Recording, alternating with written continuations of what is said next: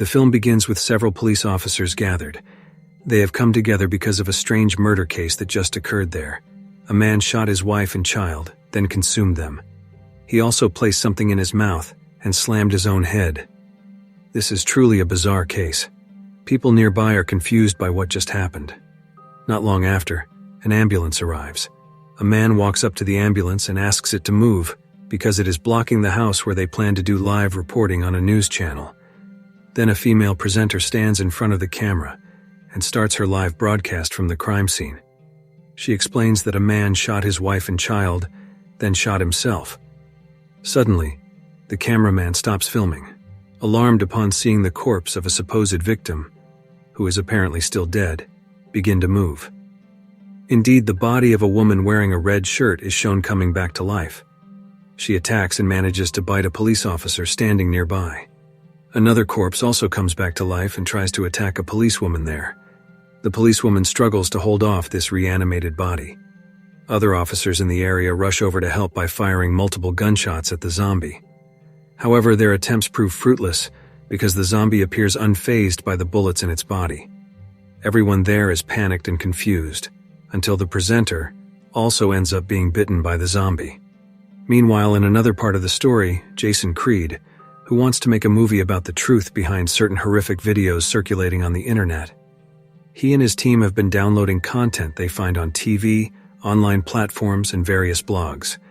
Inspired by the cameraman from that earlier event, Jason Creed intends to show people the real situation. They eventually decide to create a film titled The Death of Death. Events begin around 11 at night. We see a woman in a white dress running alone in the woods, completely terrified. It turns out she's being chased by a mummy. The woman's name is Tracy Thurman. Tracy tries to escape but falls. The mummy approaches and manages to catch her. Suddenly we hear someone shout, "Cut!" Indeed, Tracy and the mummy are only acting, filming a scene there. A man then explains how a mummy should actually move. They appear to debate and discuss it a few times. Although Jason has always wanted to make documentary films, he decided to produce a horror movie for his senior class project. This was their first night of filming, the night everything changed. One of the crew members then tells the others about some news he just saw. The video states that 2 news agencies in 2 different countries have reported that the dead are coming back to life. A man named Tony Ravello dismisses it as nonsense. He says the media always makes everything sound worse than it really is, because that's how they profit. Not long after, they hear a strange noise. Everyone wonders what it could be. One man and one woman become scared and quickly pack up to go home, while the rest remain there feeling confused. Eventually, they all decide to leave that place. They head to some lodging. Jason goes inside and looks around the dark premises. Suddenly, there's a sound from one of the rooms. Jason checks it out carefully, moving closer. A man appears and Jason asks who he is. The man says he's a thief in the midst of robbing the place. The man then runs away. Jason proceeds to room number 204. He knocks on the door, and soon a woman opens it and nearly strikes Jason. Her name is Deborah Moynihan.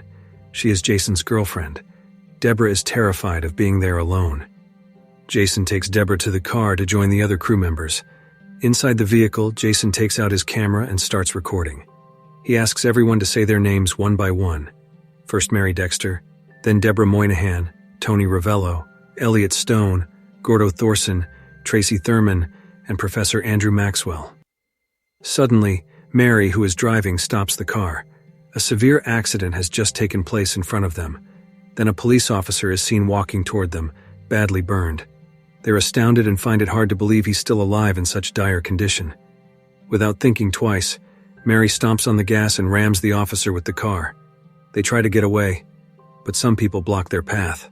Paying no attention, Mary just keeps hitting them one by one with her car. It's almost 3 in the morning when they stop. Mary feels guilty about thinking she might have struck and killed other people. Mary gets out of the car. The others also get out to calm her down. Suddenly, a gunshot rings out, and Mary collapses to the ground. Apparently in her distress, Mary has shot herself. Seeing that Mary is not dead, they try to take her to a hospital. The hospital is dark and empty when they arrive. They search for a doctor but can't find anyone. Then they hear a sound and try to locate its source. It turns out to be coming from a radio. Gordo presses the radio button, and they hear arguments, panic, fear, and gunshots. They sense something very bad is happening. They move on and spot a silhouette behind a curtain. It turns out to be a zombie. Gordo fires several shots to stop the zombie. Another zombie emerges from behind the curtain, and Gordo fires again. Mary, sitting in a wheelchair, suddenly regains consciousness and starts behaving strangely. Professor Maxwell grabs the gun from Gordo and fires at Mary. Everyone there falls silent, feeling even more confused. They hurry to leave. Suddenly, another zombie appears and bites Gordo. Elliot tries to help by stabbing the zombie with a metal rod that pierces its torso, but it has no effect until he finally stabs the zombie's head. The next day, they bury Mary. Gordo is lying unconscious. Tony wants to shoot him, but Tracy refuses to let Tony hurt her boyfriend. Not long after, Gordo wakes up. Tracy, who is there, aims the gun and shoots Gordo. They keep traveling, but their vehicle breaks down. They have to push it until they reach a certain place. A man approaches.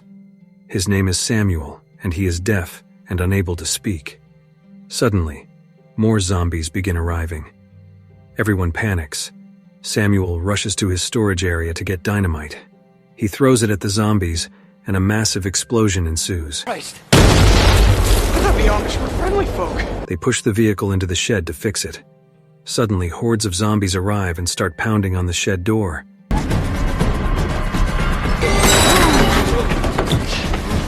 Once the car is fixed, they all climb in. Samuel opens the gate and tries to get back in the car, but unfortunately a zombie grabs and bites him. Samuel then pierces his own head with a sharp object until it goes all the way through the attacking zombie's head. Deborah steps on the gas and they drive off. They stop somewhere. Suddenly a man appears and attacks Tony. The man, armed with a rifle, orders Tony to put his gun on the ground. Before long, gunfire is heard from elsewhere. Everyone rushes back into their car and drives to a place to get some supplies. After getting what they need, Deborah, Tony, and the others continue their journey. They arrive at Deborah's house around 4 p.m. Upon entering, a zombie suddenly attacks Deborah. Fortunately, Professor Maxwell shoots an arrow straight into the zombie's head. It turns out Deborah's mother and father have both become zombies. She feels devastated and heartbroken upon learning this. As they continue traveling, they encounter 2 jeeps carrying soldiers. The soldiers get out and approach. At first, the group feels relieved, assuming help has arrived. But it becomes clear the soldiers only intend to rob them, then leave immediately. They move on and finally reach a large mansion. They enter and see no sign of anyone inside. Abruptly, a door opens, startling them. It is Ridley, who had gone home the night they were filming in the woods. Ridley seems to be acting strangely. He says something happened to his parents and family, forcing him to kill them all. Ridley shows them where he buried them. In fact, he submerged his now undead family members in the house's pool. Ridley suddenly disappears. Having been infected, he is transforming into a bloodthirsty zombie. He walks outside and attacks Tracy in the car. Tracy tries to fight him off and escape. Ridley keeps chasing her and grabs her clothing. Terrified, Tracy picks up a piece of wood and strikes Ridley with it. She then jumps into the car and drives away, leaving the rest behind. Inside the house, they are preparing to leave when they hear a scream from upstairs. It is Jason, who is being attacked by the zombie version of Ridley. Professor Maxwell rushes in to help, slicing the zombie Ridley's head with a sword. Deborah is distraught to see her boyfriend Jason has been bitten. With no other choice, Deborah is forced to shoot her now infected partner in the head. Deborah says she will finish his film for him. By 7 a.m, only the professor, Deborah, and Tony remain. Suddenly, they hear glass shattering. On the CCTV monitor, they see many zombies approaching. The zombies that were hit begin entering the mansion from all sides. Professor Maxwell quickly seals the door to the monitor room. They try to hold their ground there, determined to survive in the hidden room for as long as they can. With no certainty of how long they will be able to last, they brace themselves for the unknown. And with that, the film comes to an end. If you like this video, don't forget to subscribe. Because by subscribing, you have supported me to make better videos. See you in the next video.